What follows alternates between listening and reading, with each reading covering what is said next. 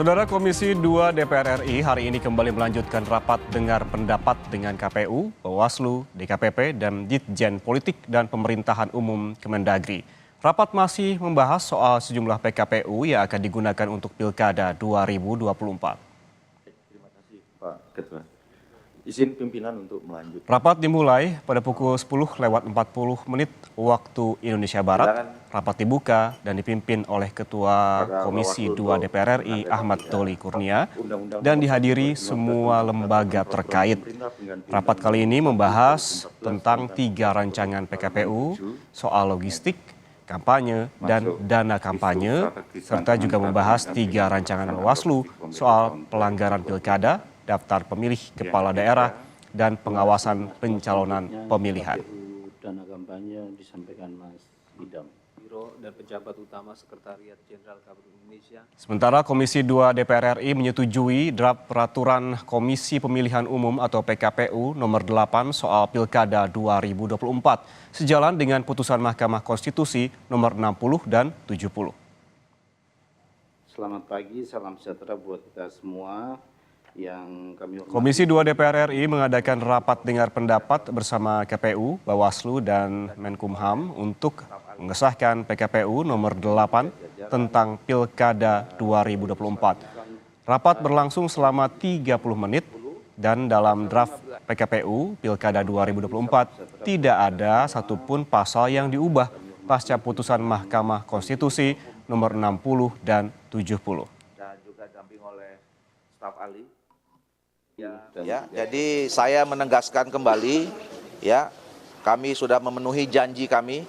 Jadi tidak ada lagi keraguan, ya, pada masyarakat Indonesia. Sekarang kita sudah punya peraturan yang lengkap dari peraturan prinsip undang-undang, di mana yang terakhir itu berdasarkan putusan Mahkamah Konstitusi nomor 60 dan 70, dan juga sudah diikuti oleh peraturan yang lebih teknis, peraturan KPU tentang pencalonan ya kepala daerah. Jadi insya Allah tidak lagi ada keraguan, tidak ada lagi sakwa sangka, tidak ada lagi spekulasi, maka kita sudah punya peraturan yang lengkap untuk pencalonan sampai juga tentang pilkada ya 2024.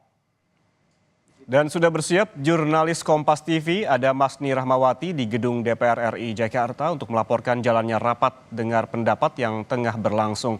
Masni, selamat siang. Ada 3 rancangan PKPU yang dibahas hari ini, dan apa kemudian perubahan yang dilakukan KPU terhadap 3 PKPU ini dan menyikapi putusan Mahkamah Konstitusi? Iya, tentunya memang ada 3 hal yang dibahas pada rapat dengar pendapat di Komisi 2 DPR RI, itu bersama dengan Ketua KPU, Ketua Bawaslu, Ketua DKPP, dan juga dengan Kemendagri. Untuk dari KPU sendiri, ada 3 rancangan PKPU yang diusulkan juga tentunya, yaitu tentang perlengkapan pemungutan suara, kampanye kepala daerah, dan juga dana kampanye.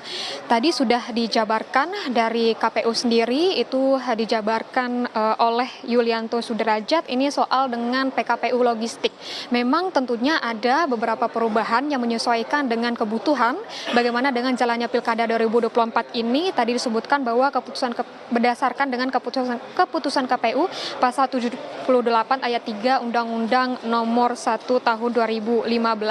Setidaknya ada 8 isu yang dibahas untuk dari PKPU logistik ini, mulai dari tanggung jawab logistik, kesetaraan pelaksanaan pemenuhan logistik, tanda khusus pada formulir, hingga dengan penggunaan sarana teknologi informasi. Selain itu, kalau misalnya berbicara mengenai dengan PKPU yang berhubungan dengan kampanye, tadi juga dijelaskan bagaimana tahapan-tahapan kampanye. Untuk dari tahapan kampanye juga dijelaskan ada isu-isu strategis, itu dijelaskan oleh Agus Melas. Kita kembali lagi bagaimana dengan logistik dan juga produksi dari Pilkada 2024 ini. Ada beberapa tahapan juga. Untuk tahapan pertama itu yang tidak berhubungan dengan penetapan pasangan calon pada pemilihan kepala daerah. Ini berkaitan dengan kotak suara, tinta bilik suara, dan juga perlengkapan-perlengkapan lainnya. Sedangkan untuk tahap 2-nya, yaitu yang berkaitan dengan pasangan pasangan calon yang dimana ini berkaitan dengan surat suara, daftar pasangan calon, juga hingga hasil dari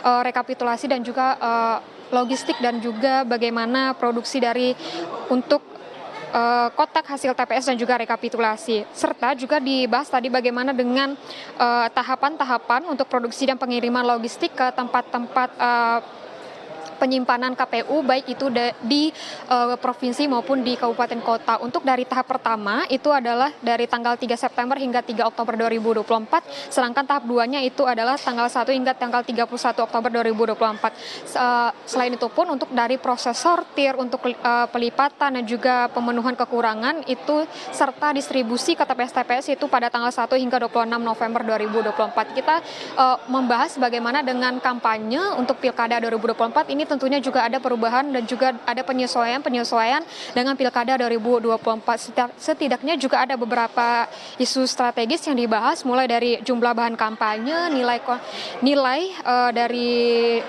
bahan kampanye tersebut, juga penggunaan media sosial, pelaksanaan rapat umum, serta informasi dari kampanye. Kalau misalnya berbicara dengan bagaimana jumlah bahan kampanye, ini juga disebutkan bahwa maksimal dari jumlah atau bahan kampanye ini yaitu 100 juta rupiah, dan ini juga menyesuaikan dengan Pilkada 2024. Selain itu pun untuk informasi kampanye, untuk keterbukaan informasi kepada masyarakat umum itu juga menggunakan SIKADK, di mana ini dapat diakses oleh Bawaslu, KPU dan juga lembaga negara yang terkait dengan untuk bagaimana nantinya penindakan dari tindak pidana pencucian uang. Selain itu pun untuk dari kampanye, ini kampanye yang dilakukan oleh maksud kami dari kepala daerah dan juga pejabat negara ini juga boleh dilakukan, namun dari kepala negara, maksud kami dari kepala daerah ini atau pejabat daerah ini juga harus mengajukan cuti dan tidak boleh menggunakan fasilitas yang didapatkan dari negara. Selain itu pun untuk dari dana kampanye sendiri memang tadi turut dibahas pada rapat dengan Komisi 2, yaitu untuk dari dana kampanye sendiri juga termasuk dengan transparansi melalui SIKADK, di mana juga tadi sempat saya sebutkan bahwa untuk dari SIKADK ini juga bisa diakses oleh Bawaslu dan juga lembaga negara yang terkait dengan bagaimana untuk penindakan dari tindak pidana pencucian uang. Dan hingga saat ini untuk pembahasan tentang bagaimana PKPU ini, 3 rancangan PKPU ini masih dibahas, dan kalau kita mendengar tadi untuk dari per fraksi ini masih melakukan diskusi dengan KPU seperti itu. Iya. Dalam rancangan PKPU yang dibahas hari ini, diantaranya membahas terkait dengan pelengkapan pemungutan suara hingga kampanye. Kemudian yang jadi pertanyaan, Masni, apakah 3 rancangan PKPU ini juga akan langsung ditandatangani oleh Menkumham seperti pada rapat kemarin?